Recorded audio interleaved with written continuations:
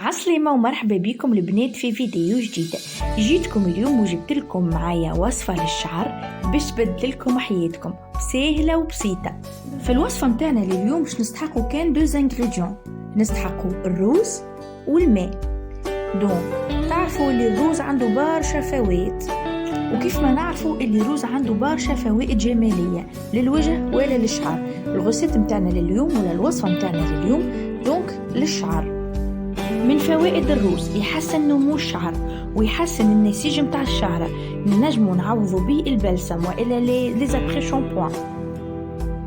الروز يوقف تساقط الشعر بويسك فيه فيتامين بي سي او، ويقلل من تقصف الشعر على خاطر ريش ان بروتيين.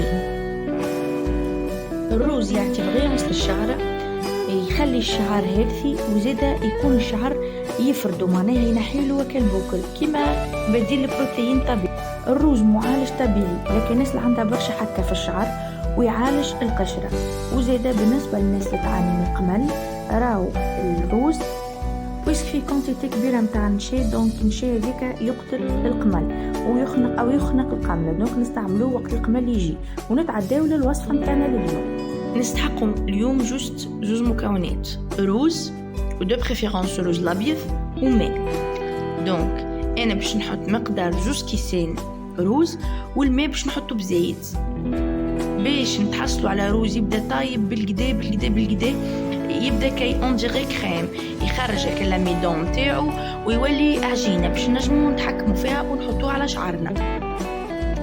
هاكا في طنجره خذينا الان تيغ روز و2 تيغ ماء، نخليوه يغلي على نار عاديه دونك حتى ساعة غير ربع يغلي بالكدا اللي نتحصلوا على كريم. وبعد نوريكم معناها المراحل اللي من بعد. لهنا البنات الروز نتاعنا حضر بعد ما طيبته بالكدا كيف ما قلت لكم في الماء لين هبا، وبعد رحيته في الميكسور.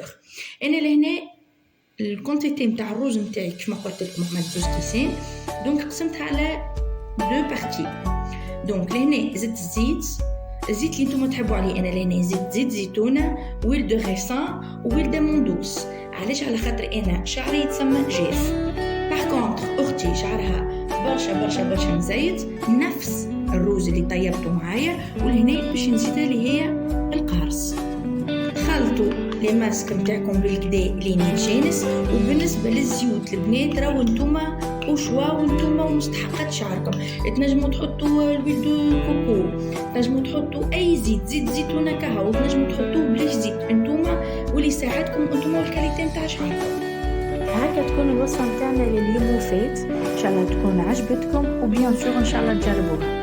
وانا ببقى لي كان نقول لكم ما تنسوش باش تعملوا ابونمون جيم وتبارطاجيو الفيديو مع اصحابكم وتخليوا لي الميساجات نتاعكم ولي كومونتير. وانا بقى لي كنقول لكم باي باي.